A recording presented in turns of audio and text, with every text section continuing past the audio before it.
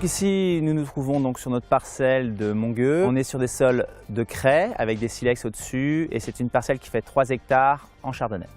À Buxeuil, donc, nous sommes sur des sols argilo-calcaires, sur chiméridien, essentiellement donc avec des pinots noirs, cépage qui va être beaucoup plus propice pour ces terroirs, où là on va avoir différentes côtes. Pour Montgueux, on était plein sud, là-bas on va être exposé est, sud et ouest, avec des plantes un petit peu plus abruptes.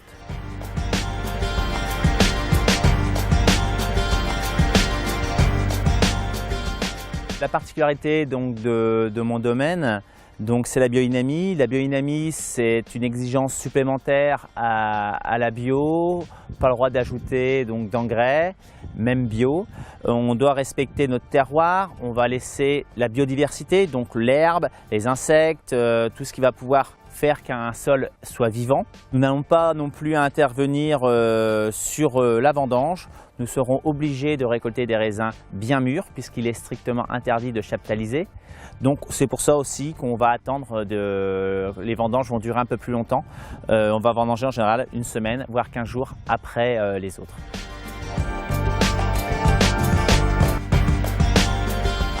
Nous n'avons quasiment pas d'intrants possible pour lutter contre les maladies.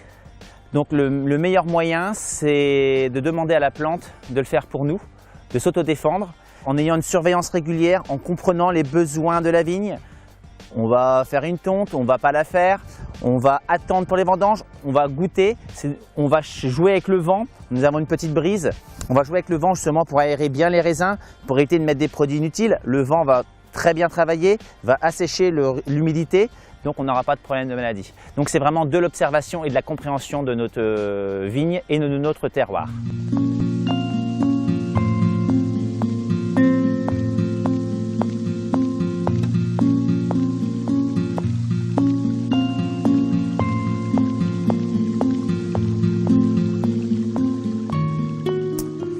Donc bienvenue dans mes caves. Donc, je vais vous présenter des vins clairs. Ce sont des vins qui sont ici depuis 2 ans. Nous étions aux vignes à Montgueux. Je vais vous présenter donc un chardonnay de Montgueux. Donc, depuis 2 ans, donc toujours en biodynamie. Donc, la biodynamie, qu'est-ce que c'est que pour les vins? C'est de récolter des raisins mûrs. Donc il est interdit de chaptaliser. Donc ici, il n'y a eu ni chaptalisation, ni levurage, ni filtration. Donc le vin, on l'a mis tel quel, du pressoir dans le fût. Et ce sont aussi, la particularité de ces vins, c'est qu'ils sont sans soufre.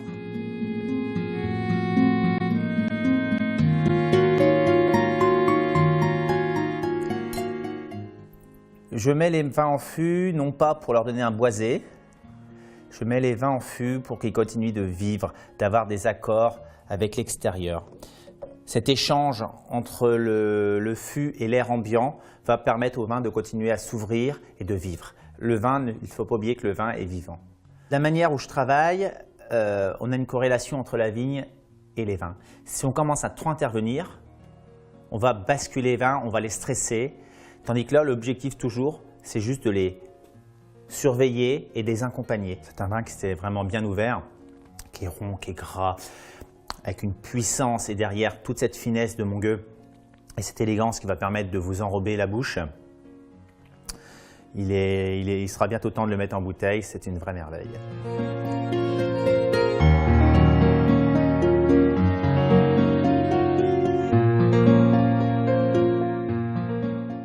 Donc là, vous entrez dans une autre cave voûtée. Donc là, vous allez avoir différentes parcelles. Sur le domaine, toutes les parcelles sont vinifiées séparément. Il faut comprendre qu'une parcelle est gérée comme un enfant, n'a pas forcément les mêmes besoins. On va choisir l'âge des fûts suivant la parcelle, suivant l'âge de la parcelle et la durée. Donc la durée, obligatoirement les fermentations se font en fût et la durée de vieillissement va varier de 6 mois à 2 voire 3 ans donc en fût.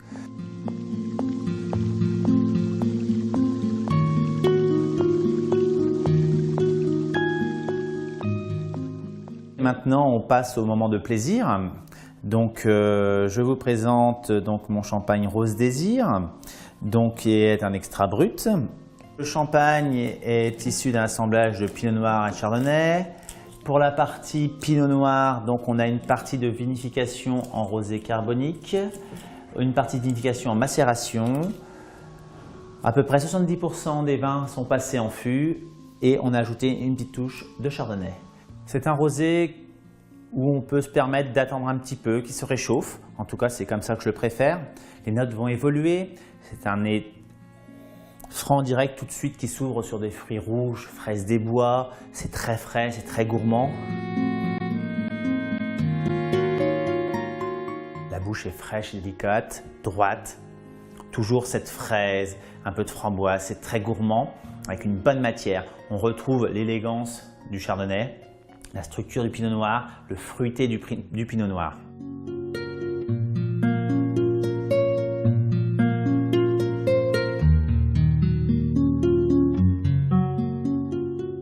Mes champagnes se caractérisent par toujours une très belle minéralité, c'est ce qui va venir des terroirs.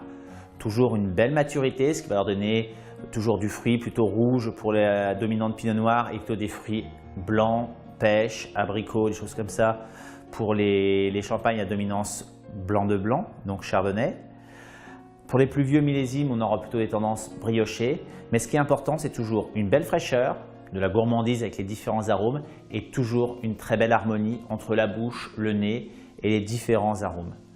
Ce qui fait qu'on a besoin souvent de très peu doser les vins. Donc l'essentiel de ma gamme est non dosé ou extra brut.